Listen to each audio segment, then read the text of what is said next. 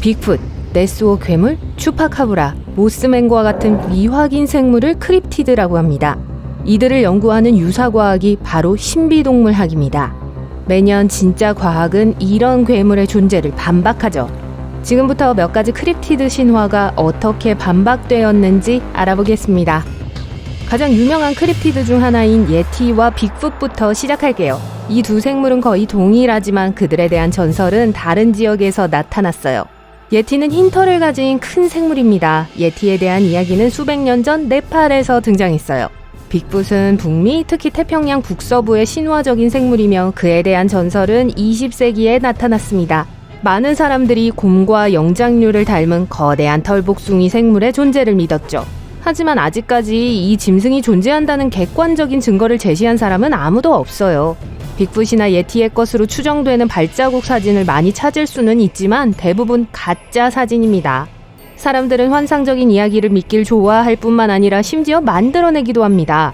누군가는 빅풋의 흔적을 만들기 위해 점토로 사람의 발과 비슷한 커다란 발자국을 만들었어요. 발자국 옆 숲에서 발견된 털과 DNA 샘플은 인공적인 것이었습니다.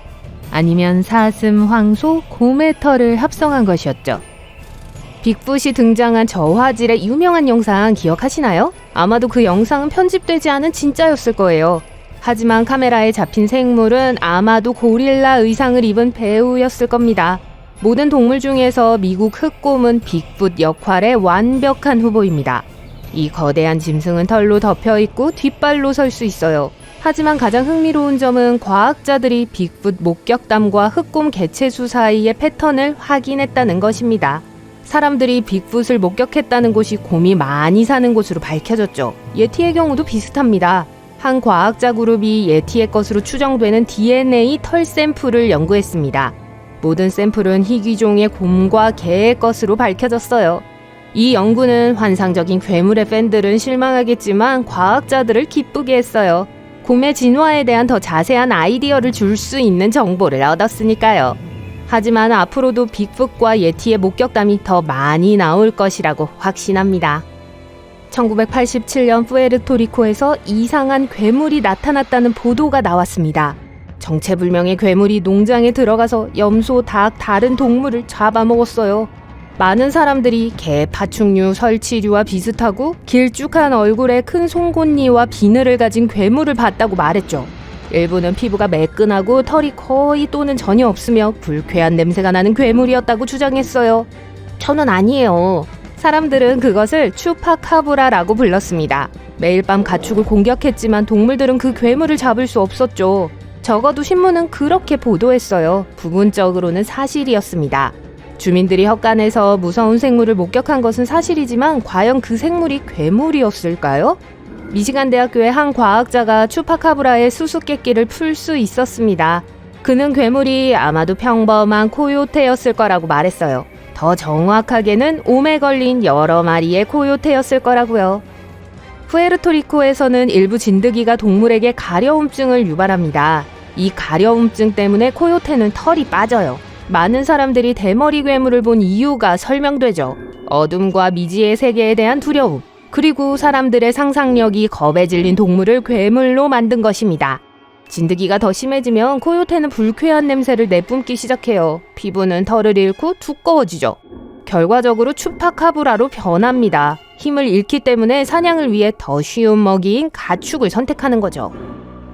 이번 괴물은 웨스트버지니아의 울창한 숲에서 한밤중에 등장했습니다. 거대한 날개와 빛나는 눈을 가진 키가 큰 사람이에요. 모스맨이라고 알려져 있죠. 사람들은 1966년 11월에 이 괴물에 대해 처음 들었습니다. 작은 마을 포인트 플레전트에서 두 명의 젊은이가 숲속을 걷다가 붉은 눈과 3m 날개를 가진 거대한 괴물을 목격했어요. 그들은 숲에서 뛰어나와 즉시 보안관에게 알렸습니다. 그 후 경찰은 숲을 샅샅이 뒤졌습니다. 지역신문은 신비한 괴물에 대한 기사를 썼습니다. 그 순간 모스맨에 대한 소문이 주 전체와 미국 전역에 퍼지기 시작했죠. 빅풋과 네스호 괴물만큼이나 유명해졌어요. 사람들은 모스맨을 주제로 한 축제를 열었고 할리우드는 이에 관한 공포영화를 만들었습니다. 하지만 대부분의 다른 크립티드와 달리 모스맨은 사진이나 영상이 없어요. 신화와 전설은 모스맨을 계속 인기 있게 만듭니다. 포인트 플레전트 주민은 마을이 모스맨 애호가들에게 매력적인 장소가 되면서 혜택을 받습니다. 사람들은 괴물의 이미지가 담긴 기념품을 팔아 큰돈을 벌고 있어요.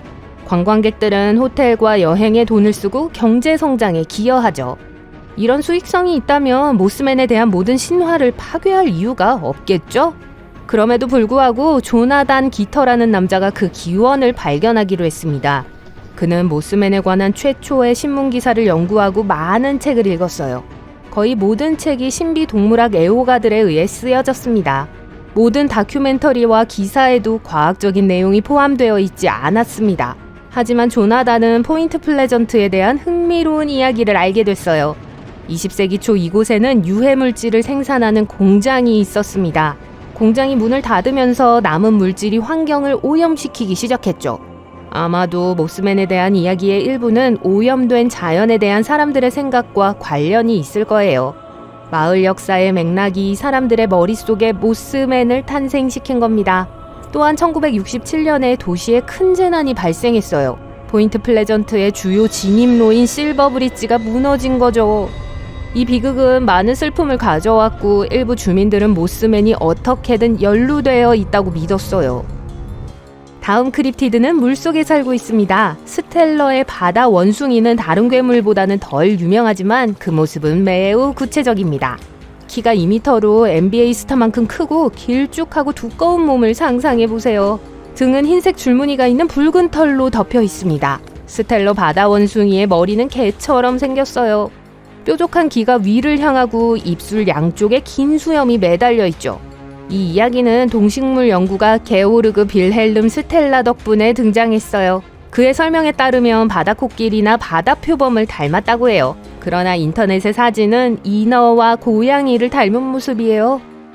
한 동식물 연구가가 1740년대 세인트 피터호를 타고 북극 탐험을 하던 중 이 생물을 목격했습니다. 이 해양 탐험에서 그는 바다 원숭이를 포함한 많은 동물을 만났고 기록을 남겼죠. 그는 유명한 연구가였기 때문에 많은 사람들이 이 동물의 존재를 믿었습니다. 어떤 사람들은 그것이 바다 표범을 묘사한 것이라고 생각해요.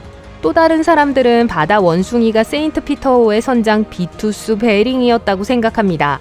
스텔라는 선장과 갈등을 겪었기 때문에 농담으로 그를 바다 원숭이로 묘사했다는 거죠. 기록에 따르면 비투스 베링은 길게 늘어진 콧수염에 배가 나왔다고 합니다. 세계에서 가장 유명한 크립티드는 신비 동물학 분야에서 벗어나 실제 과학이 될 가능성이 있어요. 바로 네스호 괴물입니다. 수천 개의 기록과 메시지 사이에서 허구와 진실을 가리려고 하는 것은 의미가 없지만 최근의 과학적 연구를 살펴볼게요.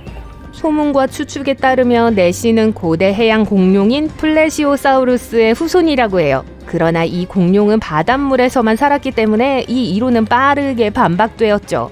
하지만 고생물학자들이 1억 년 된 강에서 이 파충류의 화석을 발견했어요. 담수에서요. 이것은 플레시오사우루스가 거대한 네스호에서 살았을 수 있다는 걸 의미합니다. 아마도 후손 중 하나가 오늘날까지 살아남을 수 있었을지도 몰라요. 네스호의 발가락을 담가 보실래요?